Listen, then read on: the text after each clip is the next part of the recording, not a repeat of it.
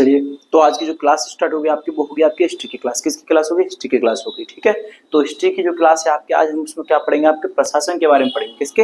प्रशासन के बारे में। जैसे आपका प्रांतीय प्रशासन पढ़ेंगे, केंद्रीय प्रशासन पढ़ेंगे, आपका सामाजिक प्रशासन पढ़ेंगे, आपका आर्थिक क्षेत्र। ठीक है, ये सारे प्रशासन आपके हम जानेंगे। जैसे आपका प्रांतीय प्रशासन है, जिला प्रशासन है आपका, ठीक है, ये गाँव वगैरह, इनके बारे में जानते हैं।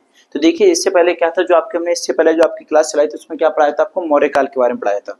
यानी मौर्य काल से पहले हमने आपको बुद्ध काल के बारे में पढ़ाया था। तो जो आपका बुद्ध काल था उसके बारे में हमने क्या बताया कि जो आपका बुद्ध काल है उसको हम क्या बोलते हैं? महाजनपद काल भी बोलते हैं। क्या बोलते हैं उसको? महाजनपद काल भी उसको कहा जाता है। ठीक है, जो आपके जो आपका बुद्ध काल है उसका जो टाइम पीरियड है वो आपका कितना है? 600 बीसी से लेकर कितना आपका 400 बीसी तक है। ठीक है, तो यानी उसका जो टाइम पीरियड है वो कितना आपका 600 से लेकर 400 तक है। ठीक है, और हम किसकी बात कर रहे हैं? बुद्ध काल की। तो बुद्ध काल में आपका ऐसा क्या हुआ था कि जो आपका बुद्ध काल था उसमें जो राजा का आर्थिक स्तर था या आर्थिक आधार था वो कैसा हुआ? उसका मजबूत हुआ था। यानी इससे पहले हमने पढ़ा था तो क्या था कि पहले तो राजा का कोई वजूद ही नहीं था। फिर राजा यानी वो क्या था आपका? एक प्रांतीय स्तर था, मतलब एक जनजातीय स्तर था, क्योंकि वहां पे राजा नहीं था, एक जनता ही थी, और जनता के आधार पर सारे काम होते। तो उसको क्या करते हमने कि क्षेत्र आधारित घोषित नहीं किया, उसको जनजातीय आधारित घोषित कर दिया था। इससे धीरे धीरे जब हम आगे बढ़े तो आगे बढ़ने के बाद हमने पढ़ा कि अब देखो सारी चीजों को हम कवर करते हैं। फिर धीरे धीरे राजा का भी स्तर बढ़ा अपना, उसने उपाधि भी लेना चालू की, लोगों ने अपनी कृषि भी करना चालू की, उनको कृषि के लिए एक गंगा घाटी की तरफ जमीन भी मिली, उसमें उन्होंने कृषि की। इस तरीके से फिर आगे बढ़े तो हमने फिर देखा किसको? हमने आपका वो देखा कौन सा होता है, यानी बुद्ध काल के बारे में। तो बुद्ध काल पे जब हम आए तो हमने बुद्ध काल में देखा जो आपका राजा है, तो राजा का जो आर्थिक स्तर यानी इकोनॉमिक बेस है वो क्या हुआ? आपका मजबूत हुआ। ठीक है, इसके बाद में क्या हुआ आपका कि इस काल में हम या इस काल के मध्य यानी गंगा घाटी में क्या हुआ आपका कि कृषि अर्थव्यवस्था का एक प्रसार हुआ तथा द्वितीय नागरीकरण की क्या होगा? आपकी शुरुआत होगी। ठीक है, यानी इस काल में क्या हुआ? आपका राजा का स्तर मजबूत हुआ, और मजबूत होने के बाद में क्या हुआ कि इस काल में ही आपके मध्य में गंगा घाटी में कृषि अर्थव्यवस्था का क्या हुआ? आपका प्रसार हुआ। ठीक है, कहाँ का? कृषि अर्थव्यवस्था का प्रसार हुआ, और प्रसार हुआ जैसे तो उसमें क्या हुआ? आपका द्वितीय नगरीकरण की व्यवस्था भी स्टार्ट हुई, यानी कि शुरू हुई। ठीक है, शुरू हुई। इस कारण क्या हुआ आपके राजा का आर्थिक जो स्तर था या आर्थिक आधार था वो कैसा होगा? आपका मजबूत हो गया। ठीक है, मजबूत हुआ। उसके बाद फिर हम थोड़ा सा और आगे देखा तो उसमें क्या था कि राजा की स्थिति और भी क्या होगी? आपकी मजबूत हो गई, क्योंकि जब लोगों ने अपना कृषि का प्रसार किया और द्वितीय नगरीकरण की उसकी क्या हुई? आपकी शुरुआत हुई। शुरुआत होते फिर क्या हुआ? आपके राजा का जो स्तर था वो क्या हुआ? और भी मजबूत होने लगा। ठीक है, मजबूत होने लगा, तथा तब अब क्या हुआ कि अब भारी वर्गों उपाधि लेने का यानी भारी वर्गों उपाधि लेने लगा। यानी पहले तो राजा का मजबूत स्तर था, लेकिन उसके बाद में जैसे ही लोगों को क्या मिला कि गंगा घाटी में जो गंगा की जो घाटी वहां पर इनको क्या कि कृषि का प्रसार हुआ, तो प्रसार होते ही फिर क्या हुआ कि राजा का जो मजबूत स्तर था वो और भी मजबूत हो गया, और मजबूत होने के बाद में क्या हुआ? वो उपाधि लेने लगा, जैसे सम्राट की उपाधि लेने लगा। ठीक है, पहले राजा था, फिर राजा से उसको क्या कि सम्राट की उपाधि उसको मिलने लगी। ठीक है, या लेने लगा, यथा सम्राट की। ठीक है, फिर थोड़ा सा और आगे बढ़े तुमने देखा कि उसी प्रकार प्रणाली यानी क्या है? उसी प्रकार जो आपकी कर प्रणाली थी यानी टैक्स प्रणाली, उसके बारे में, तो उसी प्रकार आपकी कर प्रणाली यानी पहले से और भी क्या होने लगी? मजबूत होने लगी। ठीक है, होने लगी। जैसे आपका फिर आगे हुआ कि हेतु होने लगी। इस काल में ही आपका क्या कि कर प्रणाली से जुड़े अधिकारियों, जो अधिकारी थे जो आपके टैक्स से जुड़े थे उनके बारे में, कि कर प्रणाली से जुड़े अधिकारियों की संख्या में क्या होने लगी? आपकी वृद्धि देखने को मिलती है। ठीक है, यानी पहले तो इनकी सेना का तो गठन भी नहीं हुआ था ना, तो पहले ना तो राजा का कोई विकास था, ना इनकी सेना का कोई विकास था, कोई गठन ही नहीं हुआ। लेकिन इसके बाद क्या हुआ? जैसे जैसे आपकी जैसे जैसे आपकी व्यवस्था बढ़ती आ रही, नगरीकरण की व्यवस्था बढ़ती आ रही, कृषि का प्रसार हो रहा है, वैसे वैसे क्या हो रहा है? एक तो राजा का स्तर बढ़ रहा है, और राजा का स्तर बढ़ने के बाद साथ साथ आपका क्या हो रहा है कि दूसरी आपकी जो सेना थी वो भी क्या हो रही है? उसके अधिकारियों की संख्या भी बढ़ रही है। किसके? टैक्स कर प्रणाली के जो अधिकारी हैं उनकी संख्या क्या हो रही है? ग्रो कर रही है, यानी कि बढ़ रही है। ठीक है, संख्या यानी अधिक देखने को मिलती है। उसके बाद में क्या हुआ आपका कि जो आपका रज्जु ग्राहक होते हैं, रज्जु ग्राहक का मतलब होता है आपका भूमि मापने वाले। ठीक है, या भूमि मापने वाला। तो सर्वप्रथम आपका जो भूमि मापने का कार्य हुआ वो कहाँ हुआ था? आपका क्या बुद्ध काल में हुआ था। ठीक है, तो यहाँ आपका क्या आपका रज्जु ग्राहक यानी भूमि मापने वाला, और दूसरा आपका द्रोणी मापक होता है, वो होता है आपका अनाज में क्या होता है? अनाज में कर लेने वाला। ठीक है, जो अनाज होता है, जो आपका अन्न होता है उस पर क्या होता है? अनाज पर कर लेने वाला, उसको बोलते हैं। ठीक है, अधिकारी। फिर आपका सैलरी क्या है? सैलरी का मतलब होता है आपका जो चुंगी वसूल करने वाला अधिकारी होता है उसके बारे में। ठीक है, तो इन सब के बारे में हमने देखा, जो आपका किसमें देखा? बुद्ध काल में देखा। यानी बुद्ध काल में जैसे जैसे धीरे धीरे आपका क्या हुआ? विकास हुआ, कृषि हुआ, कृषि का प्रसार हुआ, प्रसार होकर फिर क्या हुआ? आपका सेना का गठन हुआ, राजा और भी उपाधि के लेने के लायक हो गया, उसने सम्राट की उपाधि भी लेना चालू कर दिया। उसके बाद फिर आपकी जो सेना थी उसमें क्या हुआ? जो टैक्स कर लेते हैं, टैक्स करके अधिकारियों की संख्या में क्या मिली? हमें वृद्धि मिली। ठीक है, उनकी जो संख्या थी उसमें वृद्धि मिली। उसके बाद धीरे धीरे आपका जैसे भूमि मापन हुआ था,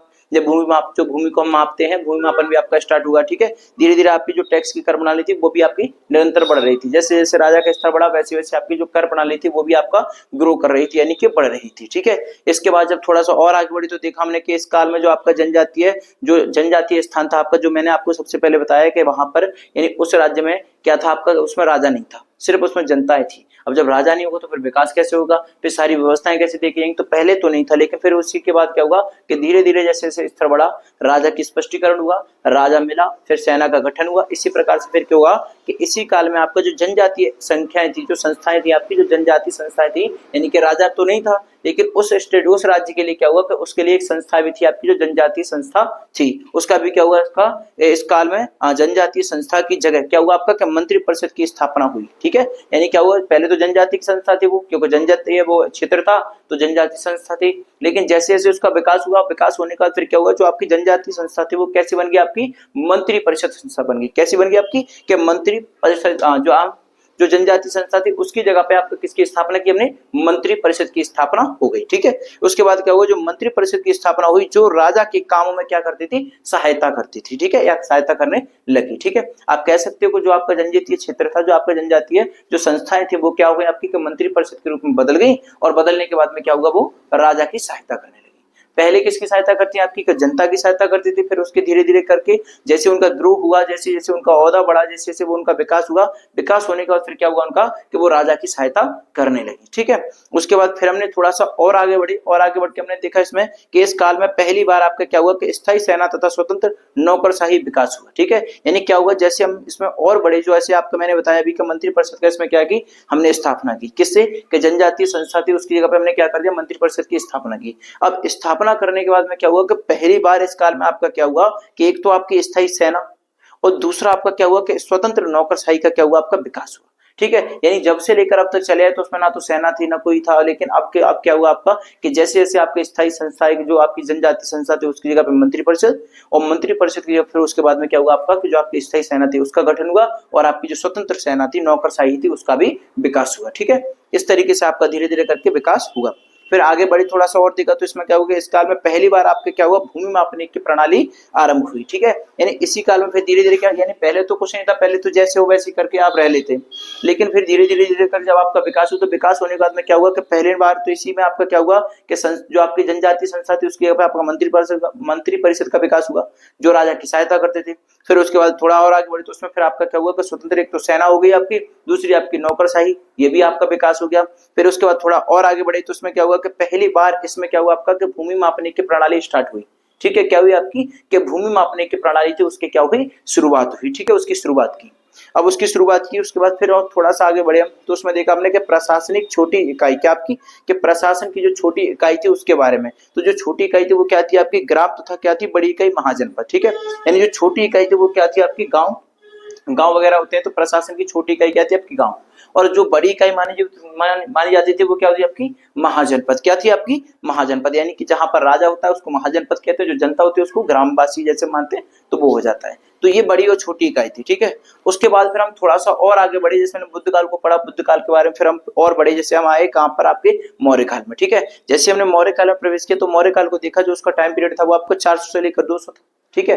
अब हमने इतना तो उसमें विकास किया कि हमने इसमें क्या किया, जो आपका बुद्ध काल में क्या हुआ, आपका भूमि मापने का कार्य हो गया, उसमें आपकी क्या हुआ, आपका राजा का स्पष्टीकरण हुआ आपका, फिर राजा की जगह फिर आपका क्या हुआ, मंत्रि परिषद आए, मंत्रि परिषद जो आपके राजा की सहायता करते थे, ये सारा काम तो हमने ये बुद्ध काल में हो गया, ठीक है। उसके बाद जैसे मौर्य काल में हमने प्रवेश किया तो मौर्य काल में आपका क्या हुआ कि देखिए, मौर्य काल में क्या हुआ, इस काल में आपका प्रशासनिक केंद्रीकरण, क्या कि प्रशासनिक केंद्रीकरण में यानी अधिक वृद्धि देखी गई, ठीक है। जो आपका प्रशासनिक केंद्रीकरण था उसमें क्या हुआ, अधिक वृद्धि देखी गई, ठीक है। इससे क्या हुआ कि निम्नलिखित रूपों में हम क्या कर सकते हैं, साझा कर सकते हैं, समझ सकते हैं कि आपकी जो मौर्य काल में, जब हम मौर्य काल में प्रवेश किया तो मौर्य काल में देखा हमने कि इसमें बहुत सारी चीजों की आपकी कभी वृद्धि हुई या प्रशासनिक केंद्रीकरण की वृद्धि हुई, जिसको हम क्या कर सकते हैं, अलग अलग रूप में देख सकते हैं। जैसे आइए देखते हैं, पहले हम देखते हैं राजा के स्तर पे। तो राजा के स्तर था, उसके स्तर पर हमने क्या देखा कि सबसे पहले हमने देखा कि अब राजा की शक्ति का क्या हो गया आपका, कि धर्मशास्त्र के साथ साथ अर्थशास्त्र, ठीक है, भी होने लगा। ठीक है, पहले उसका क्या था कि पहले तो कुछ नहीं, पहले तो एक वो कबीले के माफिक रहता था, लेकिन धीरे धीरे अब आपका क्या हुआ कि जैसे बुद्ध आपके बुद्ध काल से निकलकर मौर्य काल में उसने प्रवेश किया, तो जैसे समय बीता, समय बीतने के बाद देखा तो राजा का जो आपका शक्ति का जो राज शक्ति का, यानी अब राज शक्ति का जो आधार था, जो राज शक्ति, ठीक है, राजा का नहीं, राज शक्ति का जो आधार था, उसमें आपका धर्मशास्त्र के साथ साथ उसका जो इकोनॉमिक होता है, जो अर्थशास्त्र होता है, वो भी क्या होने लगा आपका, वो भी क्या होने लगा। ठीक है, यानी धर्म तो था ही, लेकिन ये आपका इकोनॉमिक होती है, जो आपकी अर्थव्यवस्था होती है, वो भी आपकी क्या हुई, धीरे धीरे बढ़ने लगी। ठीक है, अर्थशास्त्र यानी राजा को क्या करता है, अधिक विवेकाधीन शक्तियां देता है। ठीक है, जो आपका अर्थशास्त्र है वो क्या करता है, राजा को अधिकार यानी विवेकाधीन, ठीक है, बहुत सारी क्या करता है, धन यानी विवेकाधीन शक्तियां प्रदान करता है या देता है। ठीक है, कह सकते हो। जब जानते हो आप, सीधी सीधी बात है कि किसी व्यक्ति के पास कुछ ना हो और फिर उसके पास अगर मान लो तमाम नौकरियां वोकरियां सारी चीजें होती हैं, अब जैसे राजा के पास पहले कुछ नहीं था, फिर जैसे जैसे मान लो उसके क्षेत्र में विकास होगा और उत्पादन होगा, सारी चीजें होगी, तो फिर क्या होगा, राजा की शक्ति भी आपकी बढ़ेगी, क्योंकि जनता कर देती है और कर कहाँ जाएगा, राजा के पास। यही तो अपने यहाँ होता है, क्या होता है कि हम जैसे किसान वगैरह ये सारी खेती वगैरह ये करते हैं, सारा टैक्स वगैरह कहाँ जाता है, आपका गवर्नमेंट के पास। तो गवर्नमेंट क्या आपकी, राजा है, और ये सब क्या आपके जनजाति यानी कि प्रजा है। ठीक है, ऐसे करके फिर आगे हम बढ़े तो इसमें देखा राजा को गुरुत्व, फिर उसके बाद थोड़ा सा और आगे बढ़े तो उसमें देखा जो आपके मौर्य शासकों ने क्या किया कि देव नामक प्रिय यानी कि देवताओं का प्रिय की उपाधि ली। ठीक है, यानी धर्मशास्त्र था उसमें, फिर इकोनॉमिक शास्त्र आया, उसकी में क्या हुआ आपका कि मौर्य शासकों ने क्या लिया आपका कि देव नाम का प्रिय यानी इसकी उपाधि ली। इसका अर्थ है क्या कि ब्राह्मण मध्यस्थों को पृथक कर दें, यानी पृथक कर देवता से संबंधित करना था। ठीक है, यानी क्या करना था, इसका मतलब ये था कि जो लोग थे उनको क्या करना है कि देवताओं से जोड़ना था। किससे, कि देवताओं से जोड़ना था इसका मकसद। ठीक है, उसके बाद फिर हम थोड़ा सा और आगे बढ़े तो उसमें देखा हमने जो अशोक होता है, अशोक कलिंग अभिलेख में घोषित किया गया सारा प्रजा या क्या है, जो सारी प्रजा थी, प्रजा क्या थी आपकी, मैप्टी संतान थी। ठीक है, मैप्टी संतान है, और इसी प्रकार उसने क्या किया कि लोक कल्याणकारी यानी राजा की अवधारणा रखी। ठीक है, यानी क्या हुआ, उसने देखा अशोक ने, अशोक के जो आपके कलिंग के अभिलेख को देख के घोषित किया कि उसने कहा जो सारी राजा है वो सारी जो प्रजा है वो क्या है, आपकी संतान के समान है। ठीक है, इसी प्रकार उसने ये क्या किया कि लोक कल्याणकारी राजा की अवधारणा रखी। यह भी राजा की क्या है, शक्ति में वृद्धि को दर्शाता है। ठीक है, उसने क्या किया, राजा ने सोचा कि यार, जब राजा ने ये सोचा कि भाई जब हम इस प्रजा मतलब राजा ने सोचा कुछ समय बाद कि ये देखा कि ये सारी प्रजा तो हमारे मतलब अंडर आती है, तो एक जैसे राजा होता है तो राजा की जो प्रजा होती है एक संतान के समान होती है, क्योंकि राजा को ही अपने राज्य का ध्यान रखना होता है। तो राजा ही अपनी प्रजा की हर चीज छोटी बड़ी कोई भी अगर राज्य में कोई भी घटना होती है, अगर उसके राज्य में कोई भी हलचल होगी तो उसका सारा का सारा जो देखभाल होती है, सारे उस पर जो नजर रखनी होती है वो कौन रखता है, आपका राजा रखता है, क्योंकि सब कुछ राजा के हाथ में ही है।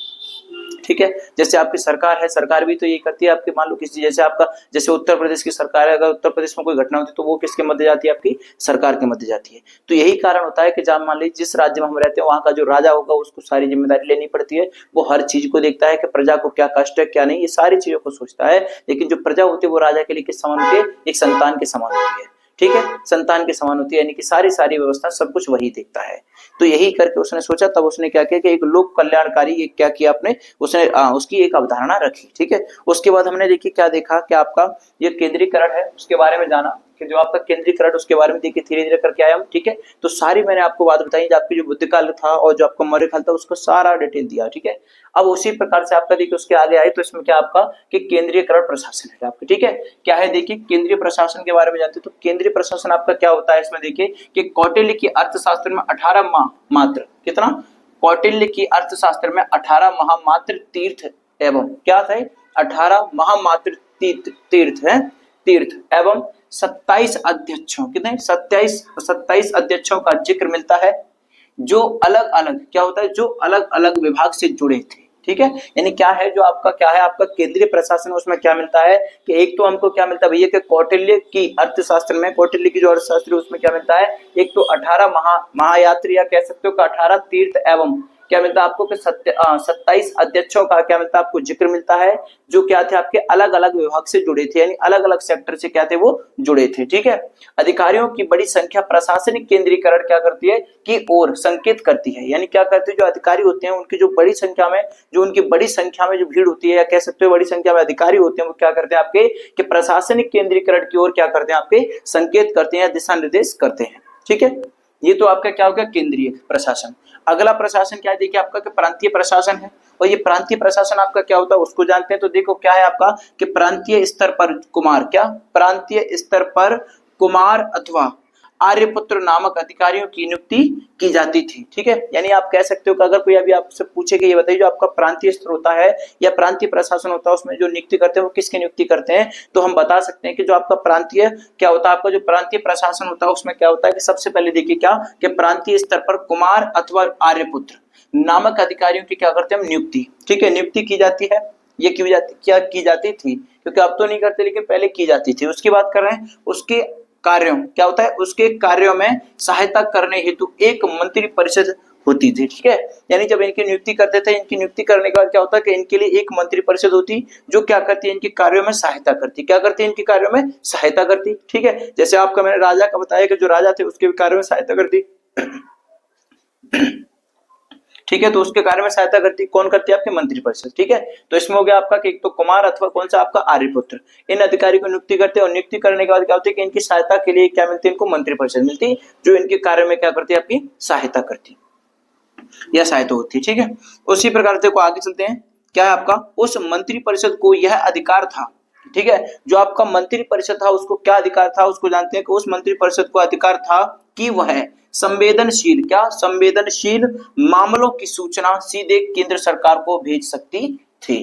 ओके, क्या हो गया आपका कि पहले तो आर्यपुत्र और कुमार नामक अधिकारियों की नियुक्ति करते हैं और नियुक्ति करने के बाद क्या होता है कि उनकी सहायता के लिए कुछ जैसे पीएम वगैरह की आवश्यकता होती है, उसी प्रकार से उनकी सहायता यानी उनके कार्यों में सहायता करने के लिए एक मंत्री परिषद होती है।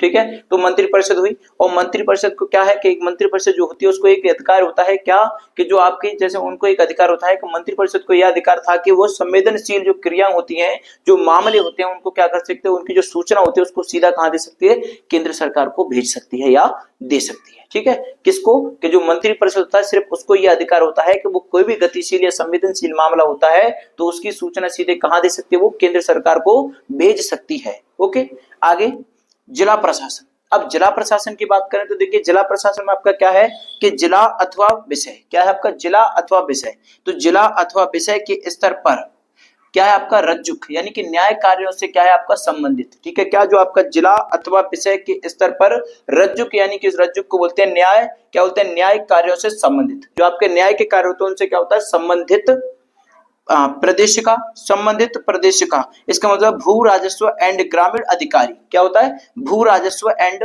ग्रामीण अधिकारी, किसका मतलब होता है आपका प्रदेशिका, प्रदेशिका का मतलब ये होता है आपका। ठीक है, भू राजस्व एंड ग्रामीण अधिकारी कौमा क्या होता है आपका युक्त, और युक्त का मतलब होता है लेखपाल। क्या होता है, लेखपाल, युक्त लेखपाल इनकी नियुक्ति केंद्रीय सरकार द्वारा की जाती है या होती है। ठीक है, हो गया, यानी क्या हो गया आपका कि जिला अथवा जो विषय के स्तर पर जो आपका रज्जुक होता है, रज्जुक का मतलब होता है न्याय कार्य से संबंधित, जो भी कार्य होंगे न्याय कार्य से संबंधित वो क्या होंगे आपके रज्जुक कह सकते हो। ठीक है, उसके बाद में आपका प्रदेशिका, प्रदेशिका यानी कि भू राजस्व एवं ग्रामीण अधिकारी, जो आपके ग्रामीण अधिकारी होंगे, जो आपके भू राजस्व होंगे, जो आपके लेखपाल होंगे, इनकी जो नियुक्ति करता है वो कौन करता है आपका भैया केंद्र सरकार के द्वारा होती है। ठीक है, कोई अगर आपसे पूछे कि लेखपाल हो और आपका ग्रामीण अधिकारी हो, आपका भू राजस्व अधिकारी हो, आपका प्रदेशिका हो, आपका न्याय संबंधी हो, जो भी आपके होते हैं वो उनकी जो नियुक्ति करता है वो कौन करता है, तो आप बताओगे कौन की नियुक्ति केंद्र सरकार करती है। कौन करती है, केंद्र सरकार उसकी नियुक्ति करती है। ओके, आगे देखिए, आगे क्या आपका कि गांव का सामूहिक या कह सकते हो गांव का समूह नामक अधिकारी, जो आपका गांव का समूह नामक अधिकारी होता है उसके बारे में जानते हैं कि गांव का समूह नामक अधिकारी कौन होता है। देखिए, तो इसमें क्या आपका कि इससे जुड़े अधिकारी गोप एवं स्थानिक होते हैं। ठीक है, यानी क्या होता है जो आपके गांव का समूह नामक अधिकारी होता है उसको हम क्या बोलते हैं कि इससे जुड़े अधिकारी गोप एवं स्थानिक होते हैं। कैसे होते हैं, गोप एवं स्थानिक होते हैं। ठीक है, गोप सामान्य प्रशासन से, किससे, गोप सामान्य प्रशासन से जुड़ा होता है तो स्थानिक, तो क्या होता है आपका स्थानिक भू राजस्व प्रशासन से, किससे, तो होता है आपका क्या, यानी पहले नंबर तो आपको ये पता चल गया कि आपका जो गांव का समूह नामक अधिकारी होता है वो कैसा होता है आपका, एक तो गोप और एक स्थानिक होता है। आगे फिर क्या होता है कि गोप सामान्य प्रशासन से जुड़ा होता है। ठीक है, होता है तो स्थानिक भू राजस्व प्रशासन से, इसके अलावा गोप नामक अधिकारी जनगणना से जुड़ा था। ठीक है, क्या था कि इन सब से तो जुड़ा था आपका गांव से, लेकिन जो गांव में आपकी जनगणना होती है उससे भी क्या था, वो जुड़ा था, है ना।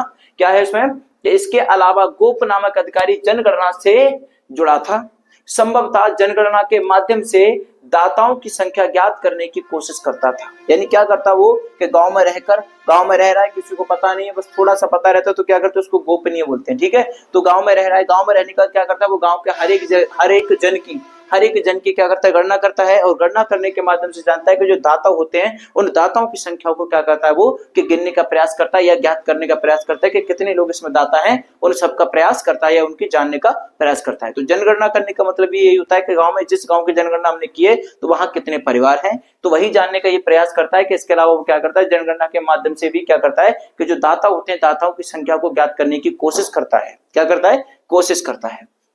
उसके बाद देखिए आगे बढ़ते हैं, क्या है आपका कि आर्थिक क्षेत्र में राजा की क्या है आपकी भागीदारी।